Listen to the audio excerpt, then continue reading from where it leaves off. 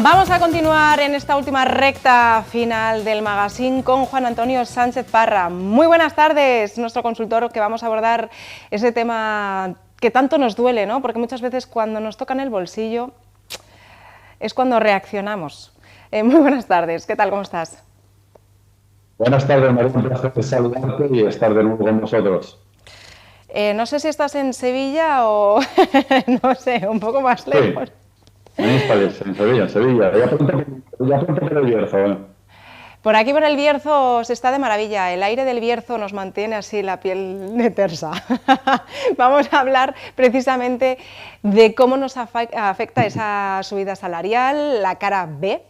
Y también vamos a hablar de la subida de los precios, a ver si también la gente, en vez de solamente se queja cuando nos quitan el fútbol u otras cosas, a ver si empezamos a reaccionar. Juan Antonio, cuéntanos. ¿Hola? Oli. Hola. Claro, pues mira, os contaba que hace pocos días, ¿sí me oyes? Sí. ¿Ves? ¿Hola? ¿Me oyes? Estamos en otro ¿No? planeta, parece. Bueno, vamos a dar ¿Sí o paso a no me oyes? vamos a dar paso a las diapositivas y las vas comentando, ¿de acuerdo? Vamos allá. El aceite de oliva. Vamos. Vale. Oro líquido. Adelante.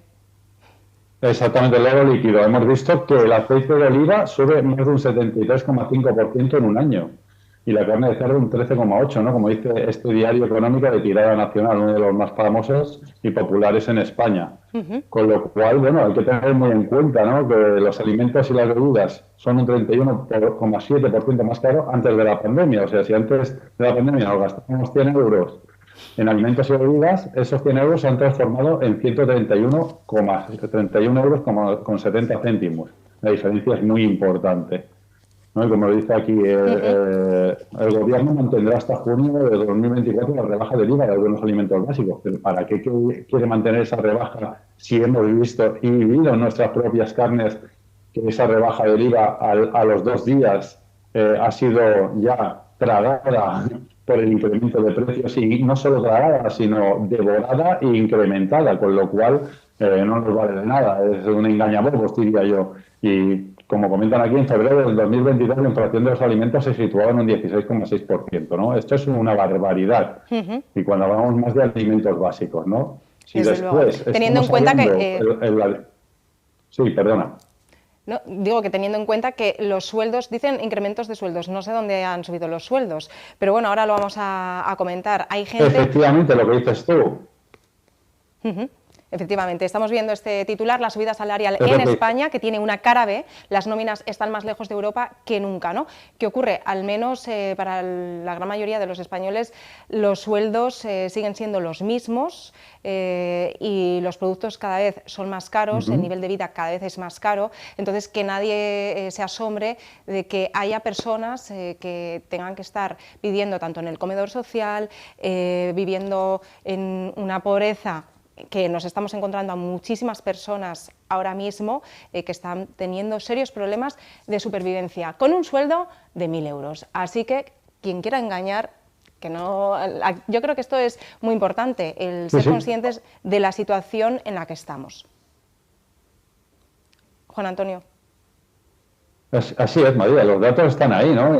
Y no engañan a nadie. En este sentido, la subida salarial en España, en donde las nóminas están más lejos de Europa que nunca, ¿no? A diferencia de otros países. Y si pasamos a la siguiente diapositiva que tenemos, que está diciendo ahora mismo, es un hecho clarividente, ¿no? Esto también viene con datos oficiales de un periódico económico de tirada nacional. Los subieron en España una media de 4,6%, ¿no? Y hay gente que no la ha subido, como bien has dicho tú, y otros alguno más, pero prácticamente la mitad de lo que hicieron los precios, ya que la inflación promedio del año pasado fue del 8,4%, y hablamos de una inflación general, donde más gastamos nuestro presupuesto económico, que es en los alimentos, la acabamos de hablar, la subida, que brutal era antes de pandemia, más de un 31,7%, y en febrero del 2023 un 16,6%, por lo cual es increíble. Hemos retrocesado al medio y la realidad es la que tú dices, que no nos engañen, los trabajadores se empobrecieron. Y ya está, es así, un hecho, ¿no? Entonces, bueno, pues además del salario medio bruto, este es un dato muy importante, hay que descontar el pago de impuestos, desde que al subir el que tuvo salarios, puede pillarse en una franja donde el impuesto del IRPF se le incremente también y esa subida se recorte con los salarios, con el descuento del IRPF. Por lo tanto, pues nos quedamos como estábamos y los precios de las cosas han seguido subiendo muchísimo. Por lo tanto, tenemos un problema y hay que saber administrarse mucho mejor, María. Desde luego, sí, administrarse mucho mejor o que realmente si esos titulares fueran ciertos lo notaríamos en el bolsillo, como estamos notando también que es muy complicado llegar a fin de mes. Hablaremos más adelante porque no tenemos muy buena conexión, si te parece en 2 semanitas, ya casi cara a comprar esos próximos regalos, así también somos conscientes de lo que necesitamos tener en cuenta. Hasta ahí puedo leer, que si no, si no me tiran de las orejas. Vamos a dar paso a otra entrevista. Juan Antonio, si te parece, muchísimas gracias, sobre todo pues, por darnos estos pequeños apuntes que de vez en cuando... Un fuerte abrazo, María. Un fuerte abrazo. Hay que ser